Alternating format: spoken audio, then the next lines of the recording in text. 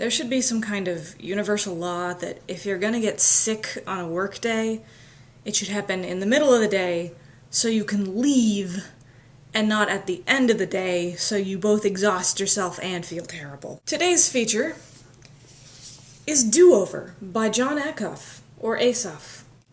John something.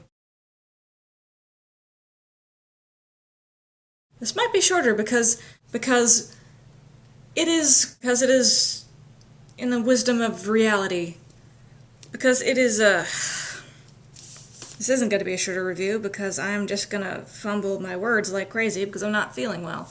It's easy to find things to say when you really dislike a thing because you can nitpick about something forever and just take it to pieces and disassemble all the little nuts and bolts and comment on every single one. I really liked this book. It's actually the best book I've read for summer reading program in the entire history of working at this company. I actually gave it a full 5 stars without any hesitation. I was a little surprised, but not terribly surprised, to find a book about leaving your job and starting a new career on our shelves. And this really is what this book's about. Whether you're leaving your current job to chase a dream, or you just lost your job and need to psych yourself up to find something new, or, as the book says at a couple places, just really need to do something to make your current job less sucky, and that's going to involve changing your mindset or pursuing a different position within your own company. It gives lots of advice for organizing your resources, listing out your skills, interrogating your past so that you can, pull skills that you haven't thought about it in a long time and really give them weight and meaning, talking about your friends and your professional contacts, and basically networking in a way that doesn't feel greasy or exploitative. And more to the point, this entire book is written with a humorous, friendly take on things. There are jokes about Twitter and note cards, and anecdotes about personal failures, and look, a big part of the reason why I made this video series is to vent my spleen whenever a self-help book puts me on the defensive and makes me feel wildly insecure. And I do that a lot. It doesn't take very much for me to go into defensive mode when a book is trying to talk me into doing the hard work of rebuilding character or becoming a leader or interrogating my own motives.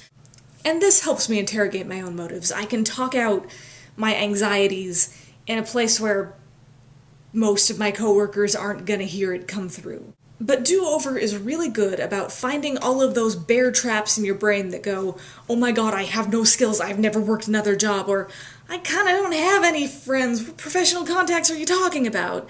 And disarming them with a joke and a soothing hand on your shoulder, and you really have more stuff than you think, and don't focus on the huge number, focus on one and see where it gets you. Get some note cards, write them out, it's okay. Let's joke about ninjas for a minute, and let's move on. And the fact that I managed to get all the way through this book without freaking out at all is nothing short of magic to me.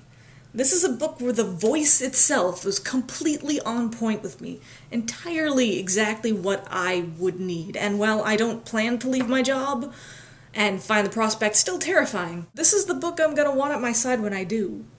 I'll purchase it or rent it, because it somehow manages to not set me off in a negative way. And it does have good advice in it about paths to pursue, and it's very comforting and encouraging.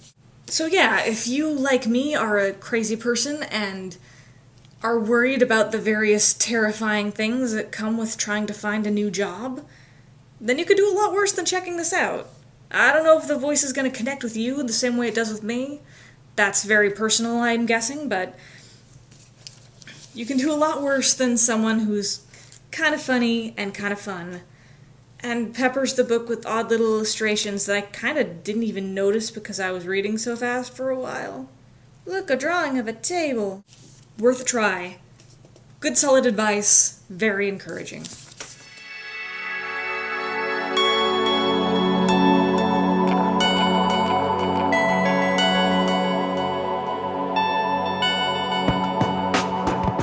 I've never met him, but the author Steven Pressfield greatly impacted the hustle investment of my career savings account.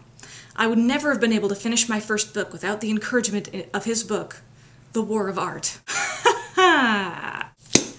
So that's a little narrative through line for you.